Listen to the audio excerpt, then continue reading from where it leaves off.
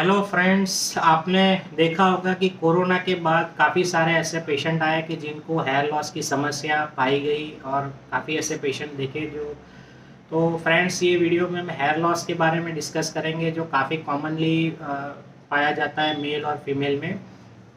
Hair loss की video में हम आज उसके क्या क्या कारण हैं, हेयर लॉस के क्या क्या आपको करना चाहिए, हेयर लॉस अगर आपको है तो कौन सी चीज़ें आपको करनी चाहिए नहीं करनी चाहिए, कौन कौन से अलग अलग टाइप्स है हेयर लॉस के, कौन कौन से इन्वेस्टिगेशन कॉमनली डॉक्टर कराते हैं हेयर लॉस में, और कौन कौन से ऐसे फूड्स है जो आपको लेने चाहिए ज़्यादा मात्रा में, वो सारी चीज़ें मैं आपको बताऊंगा। बहुत ही इंटरेस्टिंग वीडियो है, पूरा देखिएगा।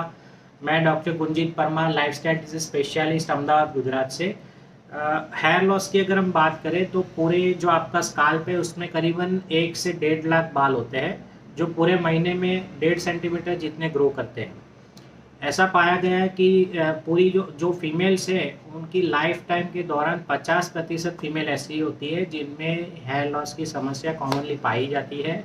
अगर हम मेल्स की बात करें तो 85% मेल ऐसे होते हैं जिनको 50 साल तक की आयु होते होते उनको हेयर लॉस की समस्या 85% मेल में कॉमनली होती है। तो ये बहुत ही कॉमन समस्या है। प्लस यहाँ पे इंटरेस्टिंग फैक्ट ये है कि पूरे दिन में अगर आपके 100 हेयर स्टैंड लॉस हो रहे हैं, एक दिन में अगर आपके 100 हेयर लॉस हो रहा है तो it is consider as a normal. अगर आपके एबनॉर्मल कब बोला जाएगा कि एक दिन में 100 से ज़्यादा बाल गिर रहे हैं या वो वापस रीग्रो नहीं कर पा रहे, तब जाके आपको प्रॉब्लम होती है।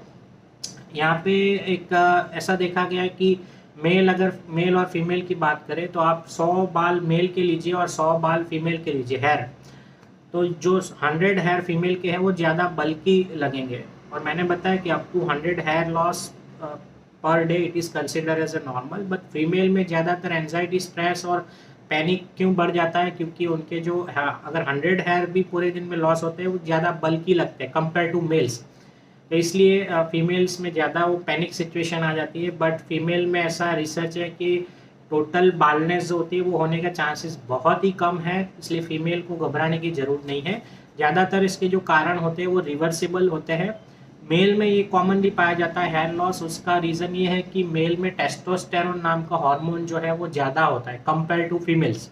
और ये जो टेस्टोस्टेरोन है वो आपके जो हेयर स्ट्रैंड जो रूट है उसका उसको पतला करता है, बालों की जड़ों को, और इसलिए हेयर लॉस मेल में ये कॉमनली होता है। प्लस फीमेल में ऐसा देखा गया है कि ज़्यादातर शैम्पू करते समय या कंघी करते समय या ऑयल डालते समय ज़्यादा हेयर लॉस होता है, वो ज़्यादा नोटिसेबल होता है। मेल में इतना नोटिसेबल नहीं होता है, क्योंकि मेल में जितने भी हेयर लॉस होते हैं वो छोटे छोटे होते हैं, इसलिए ज़्यादा नोटिसेबल नहीं होता है। तो ये कॉमनली इसका स्टैटिस्टिक था। मैं अगर कारण की अगर आपको बात करूँ हेयर लॉस के, तो सबसे पहले तो unhealthy lifestyle and unhealthy food habits जो सबसे कॉमन रीज़न है। कि ज़्यादातर आप देखो यंगस्टर्स में जंक फूड है, ऑयली स्पाइसी फूड, मैदे वाली चीज़ें हैं, रेडीमेड फ्रूट जूस है, सॉफ्ट ड्रिंक्स है, ये सब सारी चीज़ें कॉमनली वो लोग लेते हैं, तो ये कॉमन रीज़न है। उसके अलावा ओबेसिटी भी ऐसा देखा गया कि अगर आपका वजन ज़्यादा मात्रा में है, एवरेज लेवल से ज़्यादा है आइडियल वेट से, तो भी आपको हेयर लॉस की समस्या हो सकती है। सिर में अगर आपको कोई ट्रॉमा हो गया है या इन्फेक्शन हो गया है, जैसे कि फंगल इन्फेक्शन है या फॉलिकुलाइटिस वगैरह है, तो इसमें भी ये कॉमनली पाया जाता है। प्लस कोई ये कॉमनली और एक रीज़न है न्यूट्रिशनल डेफिशिएंसी।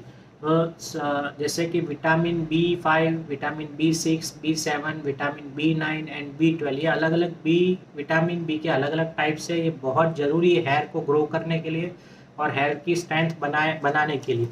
उसके अलावा vitamin A, vitamin D, vitamin C, vitamin E, ये विटामिन भी बहुत ज़रूरी है हेयर को ग्रो करने के लिए। इसकी कमी से हेयर लॉस काफ़ी कॉमनली होता है। उसके अलावा आपको जैसे आयरन की कमी है, प्रोटीन की कमी है, मैग्नीशियम की कमी है, ओमेगा 3 फैटी एसिड भी बहुत ज़रूरी है, बायोटीन, जिंक, ये सारी चीज़ें आपको, सेलेनियम भी बहुत ही इम्पोर्टेंट है। तो ये सारे जो nutrients, minerals, vitamins and amino acids है वो बहुत ही ज़रूरी है हेयर को ग्रो करने के लिए। अगर इसकी कोई कमी होगी तो आपको हेयर लॉस कॉमनली होगा। उसके अलावा हार्मोनल इम्बैलेंस में भी कॉमनली देखा गया है, जैसे प्रेगनेंसी के दौरान या मेनोपोज की एज के दौरान आफ्टर 45-50 ईयर्स फीमेल में मेनोपॉज एज होती है, उसमें भी कॉमनली हेयर लॉस होता है। प्लस थायराइड डिसऑर्डर्स हैं, या आपको पॉलीसिस्टिक ओवेरियन डिजीज नाम का एक डिजीज होता है फीमेल में, इसमें भी कॉमनली हेयर लॉस होता है। उसके अलावा आप देखो तो हेयर कलर, कॉस्मेटिक्स या केराटिन ट्रीटमेंट, केमिकल ट्रीटमेंट या हार्श शैम्पू अगर आप ज़्यादा रिपीटेडली यूज़ करते हो, उसमें भी हेयर लॉस कॉमनली होता है आपको। जीनेटिक भी हो सकता है, वारसागत, मतलब सारी चीज़ें नॉर्मल है, लेकिन वारसागत भी होता है कि भाई आपके फादर, मदर, ब्रदर, सिस्टर को बाल्डनेस है तो आपको भी वो हो सकता है। ऐसा देखा गया है कि सर्टन मेडिकेशन से भी होता है, जैसे एंटी कैंसर मेडिसिन है, उसके अलावा स्टेरॉइड की मेडिसिन है, उसमें भी अगर ज़्यादा यूज़ करते हो तो हेयर लॉस होता है। कोई मेजर इलनेस आ जाए, जैसे कि आपने देखा होगा कोरोना से रिकवर होने के बाद भी काफ़ी सारे पेशेंट के हेयर लॉस होने लगा, या डेंगू है, टाइफॉइड है, या आपको आईसीयू में एडमिट होना पड़ा 5-7-10 दिन, तो उसके बाद भी हेयर लॉस कॉमनली होता है। स्ट्रेस भी एक बहुत ही इम्पोर्टेंट रीज़न है हेयर लॉस का, तो स्ट्रेस को अवॉइड करने के लिए आपको योगा, मेडिटेशन, एक्सरसाइज वगैरह रेगुलर करना है। तो ये सारे कॉमन रीज़न है हेयर लॉस के लिए। अब मैं यहाँ पे कुछ टिप्स दूंगा, ये आप ध्यान से सुनिएगा कि हेयर लॉस अगर आपका हो रहा है तो आपको क्या क्या करना चाहिए, क्या प्रिवेंशन के लिए क्या क्या करना चाहिए। तो सबसे पहले तो आपको स्लीप लेना है, नींद लेना है करीबन 7 से 8 घंटा पूरे दिन में। आपको स्मोकिंग अगर आप करते हैं तो अवॉइड करना है। स्ट्रेस अगर आप लेते हो तो अवॉइड करना है, जैसे मैंने बताया। आपको अपने स्काल्प के ऊपर मसाज करना है हफ्ते में 3 से 4 दिन, 10 से 15 मिनट, पूरे दिन में 10 से 15 मिनट। उसमें ध्यान ये रखना है कि जो भी ऑयल आप यूज़ करो उसमें आर्टिफिशियल फ्रेगरेंस नहीं होना चाहिए। सिंपली आप कहने का मतलब आप आलमंड ऑयल, कोकोनट ऑयल और मस्टर्ड ऑयल यूज़ कर सकते हो, और कोई ऑयल अगर है तो आप अवॉइड करिए। स्वीटिंग अवॉइड करिए। बालों में अगर पसीना ज़्यादा आ रहा है तो ये जो पसीना है वो उसमें सॉल्ट होता है और लैक्टिक एसिड होता है जो आपकी बालों के जड़ों को डैमेज करता है, तो स्वीटिंग अवॉइड करिए। किसी भी तरह की सेल्फ ट्रीटमेंट अवॉइड करिए। बालों में विदाउट डॉक्टर्स गाइडेंस आप कोई भी ट्रीटमेंट नहीं करिए। कोई भी फॉल्स एडवर्टाइजमेंट या हेयर ट्रीटमेंट पैकेज में आप मत पड़िए, क्योंकि ज़्यादातर ये लोग आपको प्रोडक्ट्स और पैकेज बेचेंगे, सॉल्यूशन नहीं देंगे, तो ये कॉमनली है। उसके अलावा बालों में हीटिंग अवॉइड करिए, जैसे कि हेयर स्ट्रेटनिंग मशीन है, हेयर ड्रायर आप रिपीटेडली यूज़ करते हो या गर्म पानी से बालों को धोते हो, तो ये सब चीज़ें अवॉइड करिए। Colour, cosmetics, keratin treatment, harsh shampoo use avoid कीजिए यूज़ करना। शैम्पू में भी अगर सोडियम लॉरेल सल्फेट है तो वो उस तरह के शैम्पू अवॉइड कीजिए। उसके अलावा आपको न्यूट्रिशन पे ध्यान देना है। मैं यहाँ पे नीचे डिस्क्रिप्शन बॉक्स में फूड लिस्ट दे रहा हूँ, कौन कौन से ऐसे फूड है जो आपको हेयर ग्रो करने में हेल्प करेंगे। एक्सरसाइज रेगुलर करिए। उसके अलावा भीगे बालों पे आप कंघी मत कीजिए, टाइट हेयर स्टाइल नहीं कीजिए। ये कॉमनली सारी चीज़ें हैं, आपको ध्यान रखनी है। यहाँ इम्पोर्टेंट चीज़ ये है कि कोई भी ट्रीटमेंट चालू करने से पहले उसका कारण जानना बहुत ज़रूरी है, उसके बाद ही आपको प्रॉपर गाइडेंस से ट्रीटमेंट चालू करना है। अब मैं यहाँ पे आपको अलग अलग टाइप्स बताऊंगे जो कॉमनली पाए जाते हैं। सबसे पहले डिफ्यूज हेयर लॉस, पहले जो टाइप है वो डिफ्यूज हेयर लॉस है। उसमें सारे एरियाज में से थोड़े थोड़े बाल गिरते हैं, ये लेस एग्रेसिव है, इसमें घबराने की जरूरत नहीं है, रिकवरी आ जाती है। दूसरी चीज़ है क्लासिकल फीमेल पैटर्न बालनेस।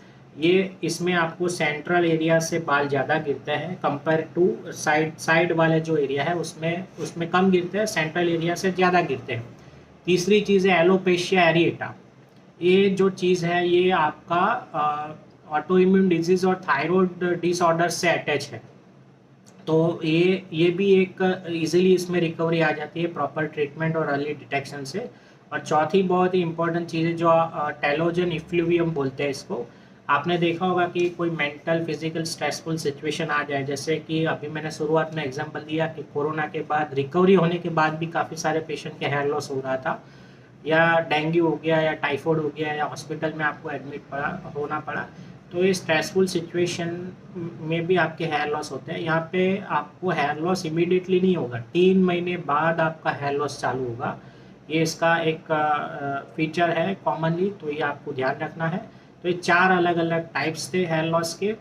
अब डॉक्टर आपको कॉमनली कौन कौन से इन्वेस्टिगेशन बोलते हैं, तो एक सबसे पहले तो एक CBCA जो कॉमनली हम लोग प्रिस्क्राइब करते हैं, उसके अलावा विटामिन्स की कमी जानने के लिए हम विटामिन B12 D3 का टेस्ट कराते हैं।